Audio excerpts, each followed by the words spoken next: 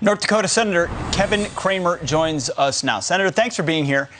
There's a legitimate debate to be had here, absent whispering into the microphone, whether or not a move like this is decisive enough, considering the risk that it poses of escalating with Vladimir Putin and causing further U.S. involvement.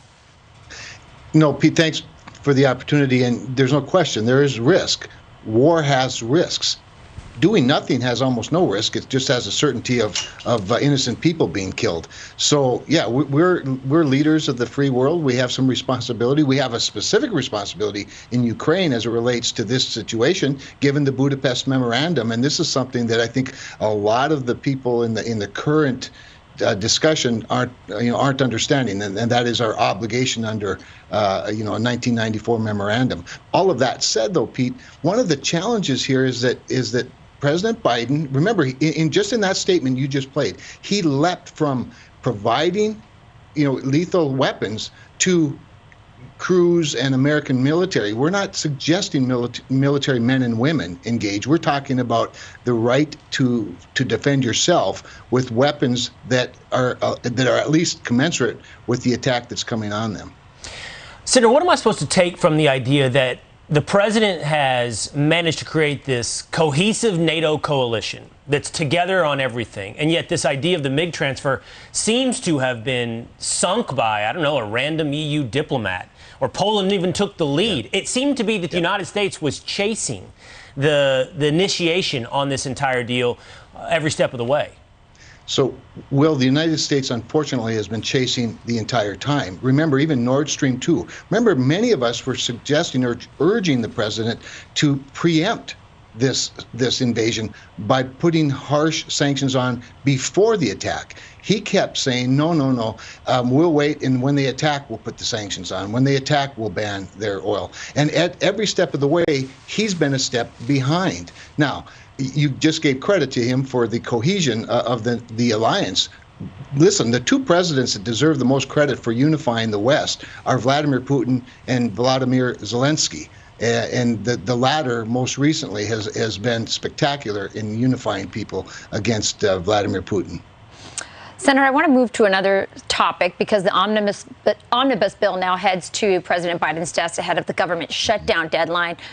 This after the Senate passed $1.5 trillion of spending bill that includes $13.6 billion in aid for Ukraine. It also includes a lot of ways. Pete here broke it all down for us earlier in the show. And I think it might have been the most depressing part of our show to see that we couldn't get aid for Ukraine without senators voting, also Republican senators, voting for climate change and all kinds of wasteful spending.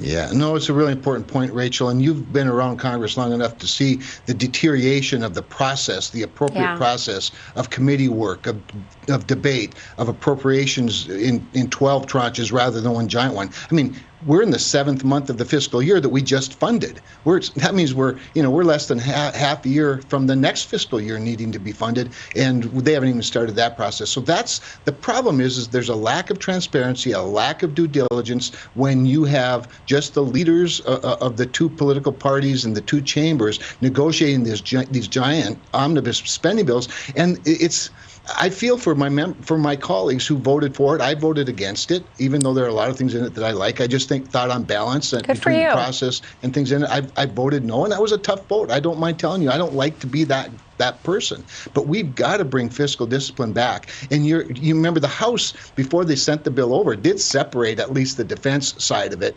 from the other domestic spending side of it. They then put it together and sent it over to the Senate. So we did not have that opportunity. And that's just unfair to every member and to every person that represents them. So I think it's a process issue as much as it is what's in the bill issue.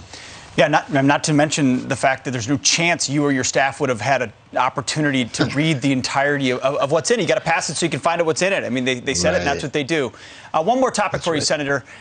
Joe Biden continues to dismiss the idea that his killing of the Keystone XL pipeline had anything to do with the gas prices we're seeing right now. Here's a portion of what Joe Biden said. The Republicans saying it's Biden's gas pipeline. Biden said he's going to stop the Keystone pipeline, and I did.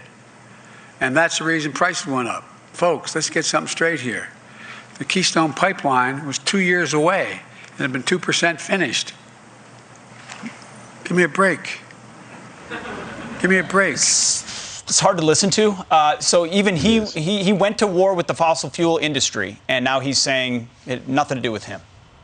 Remember, the Keystone Pipeline, the XL Pipeline, was first stopped when he was the vice president. Hillary Clinton was the Secretary of State, who was responsible for suggesting or giving advice to President Obama on the presidential permit in the first place. And this entire thing, the Keystone XL Pipeline, is a symbol of the broader problem. He sends the wrong messages every single day to the fossil industry. And remember, nobody in the world does energy development better than the United States of America. Nobody does it better than North Dakota, and we can have a very long conversation on the solutions if we'll just all get together and talk about it. Yeah.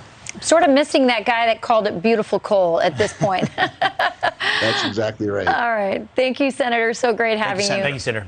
Good to be with you all. Thank you. All right.